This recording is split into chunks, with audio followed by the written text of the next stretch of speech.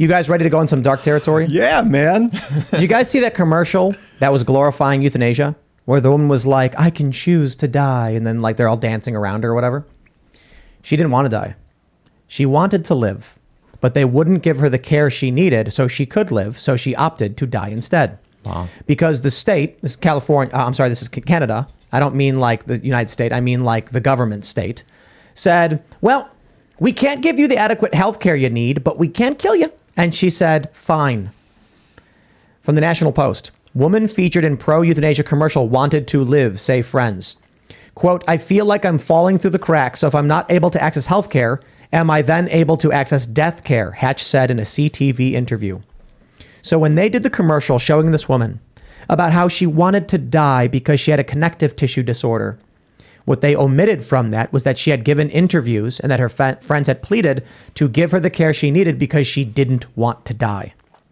Now in Canada, they're currently having a debate over whether or not to extend euthanasia to children.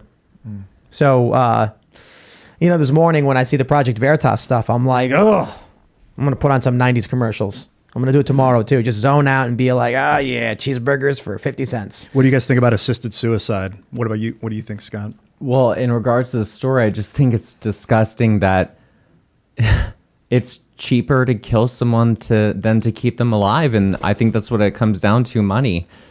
And, we've seen that from everything from pharmaceuticals, the trying to get rid of competition, because if it means that there's a cheaper solution to keep somebody alive, affect somebody's pocketbooks, they're willing to try to destroy that competition, which is going to make people pay more in order to stay alive. I just think it's altogether disgusting. It's like the government has an invested interest in killing people and depopulating them and making sure that they no longer exist. It's like almost everything they do and they incentivize goes down this one very dark path.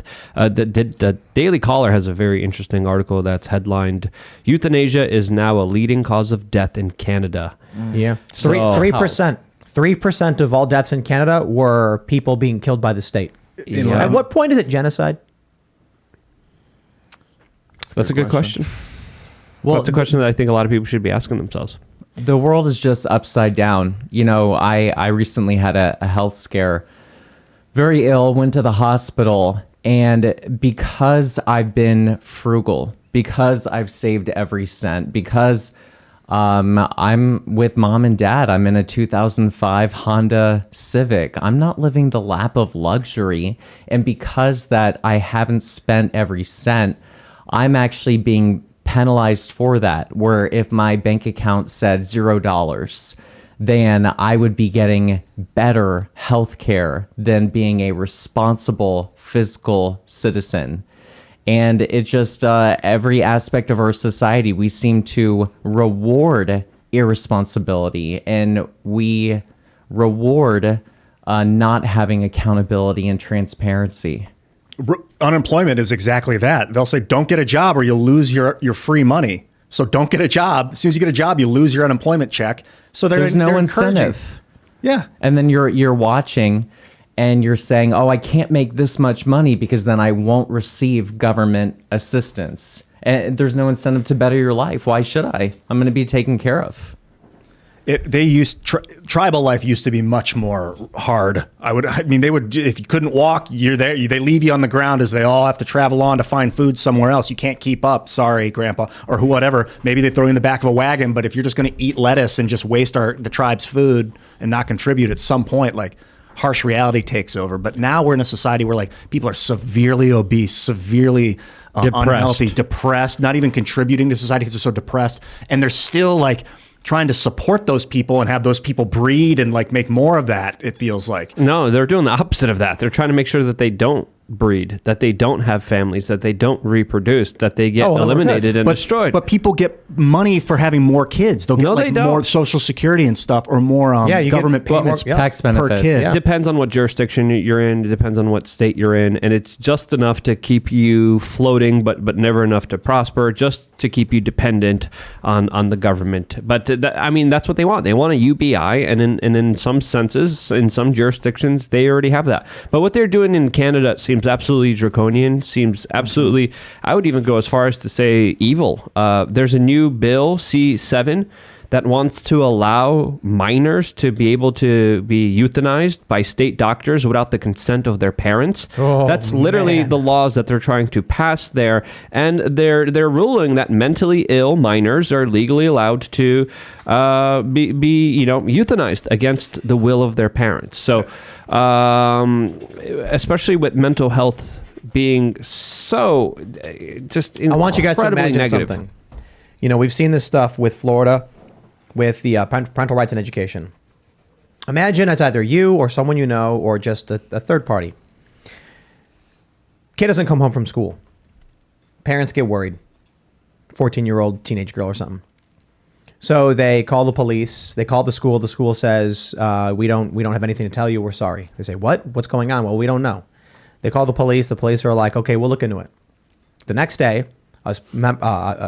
someone from the school, from the administration, with the police show up, knock on the door, and say, we didn't want to tell you this yesterday because it's none of your business, but yesterday your child opted for medical assistance in dying, and we assisted your child in going to the doctor and receiving a device which killed them, which assisted them in their own death.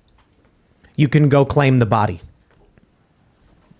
I mean, I know you've said like the violence of like watching kids get sterilized against their parents' will, watching a kid get killed against their parents, like without their parent. I mean, that's complete topsy-turvy, insane.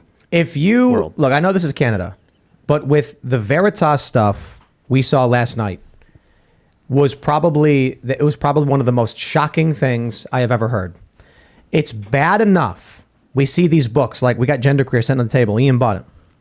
And you look at the images in this and you're like, Amazon says this book is for adults only, but they're giving it to grade school kids and putting it in their library. Then you hear from Veritas a guy bragging about how he's got adult objects for children with explanations of how to spit on them, to insert them and things like that. And as soon as I heard that, I said, you can come to me with any political theory, political story, but if you don't think that we're headed towards some kind of civil conflict, then I would just say you're wrong. It's one thing when Joe Biden weaponizes the DOJ. Sure, it's overtly political. But when you hear a story like what came out of Veritas, or when you hear these stories about what's going on in Canada, they want to euthanize children without alerting the parents. Quite literally, the state, the government of Canada, is proposing, they're debating whether or not they can take your child without telling you and kill them. What's the name of that bill again? Bill C7. Kill your kid. In a way, the government in Canada wants to kill your child. I'm open to. I know Canada's not the United States, but I'm saying we are dangerously close to that line where people are just going to say, nope. I'm open to like assisted suicide. I always have kind of been like, if someone wants to kill themselves, they're going to do it. I mean, maybe not. People have been brought back from the edge, but my buddy hung himself during COVID, it wrecked me, but whatever. It's still wrecking me right now. No one could. I don't think anyone could have stopped him. He was finished. And but the kid, to do it to a kid, especially someone on a pharmaceutical drug that's already depressed because of the drug. Do you know about the documentary on the Golden Gate Bridge? We've talked about it before. Yeah. Every single person who survived jumping off the Golden Gate Bridge said, as soon as they jumped, they regretted jumping, and they realized that all of their problems in life could have been solved except having just jumped off the Golden Gate Bridge. They were happy to be alive. Most people who get past the depression and suicide are happy to be alive. It is temporary. You can be saved. The government, they said this in 2017, they could save $140 million by killing people instead of treating them. This is the nightmare scenario of government healthcare. The system has to be paid for somehow. The system gets strained. People aren't getting, there's long lines, there's complaints, people start protesting, and they say, okay, we need to figure out how to free up the system. I got it. We just kill people. That's what Canada is doing. To save money and treat people, they will kill those. This is like, it's governmental Darwinism. Well, think about... Or eugenics. Or democide, another way of saying it. Sorry, go ahead. No, just think about COVID.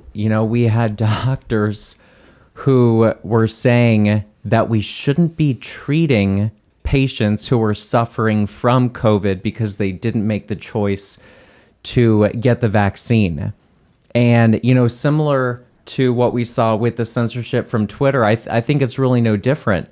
Who is in control is going to be deciding who gets benefited from the government. And same for what we were talking about earlier with the Britney decision. The Marine wasn't chosen.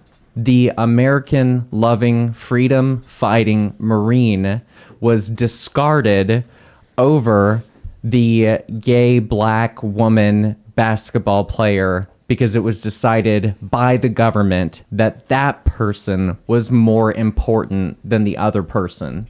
And that's exactly what we would see from government-decided healthcare. Just think about a young person versus an old person.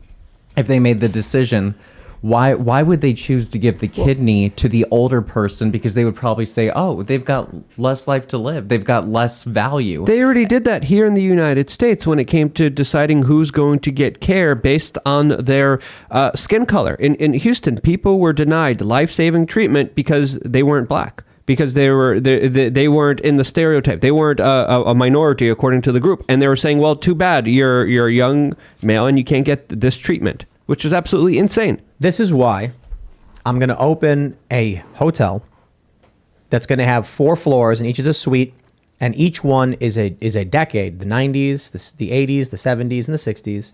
And you'll go in like the 90s hotel, and everything's from the 90s. You turn the TV on, it's good old 90s TV, and you can forget about all of the insanity. Just plug into this fake world. The windows will have TVs instead of windows. It's not real steak. No, it is. It will be real steak. It tastes real, but it's not real. The pizza box from the 90s from Pizza Hut, and the Pizza Hut guy shows up with a smile on his face, 30 minutes or it's free, and he hands you a little book it thing for your kid. I'm making a Matrix reference. Cypher was like, why would you go back into the real world when you can live in the Matrix and taste this delicious steak? And they're like, because it's not real in the Matrix. You're just, but, maybe. And then what we'll do is we'll build a big complex on like 50 acres, and we'll create a 90s city just so that, like, think about it, Only landlines, no cell phones. Yeah. No. Well, I mean, your phone will work because you're there, but it'll be like a theme park. And you'll go in and everything's 90s. It'll be like walking into a 90s downtown. There'll be like a TV store. There'll be cassette tapes. People riding bikes all over the place. Silver diners everywhere. Silver diners, You see Friends is on TV, and then it can just wash away all of the troubles.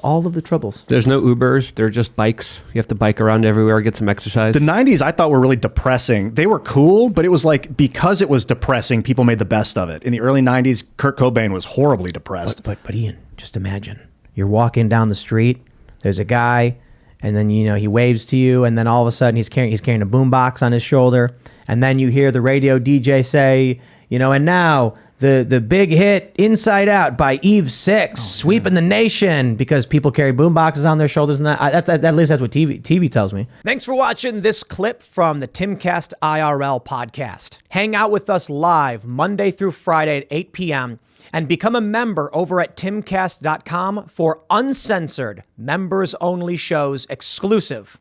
Thanks for hanging out, and we'll see you all next time.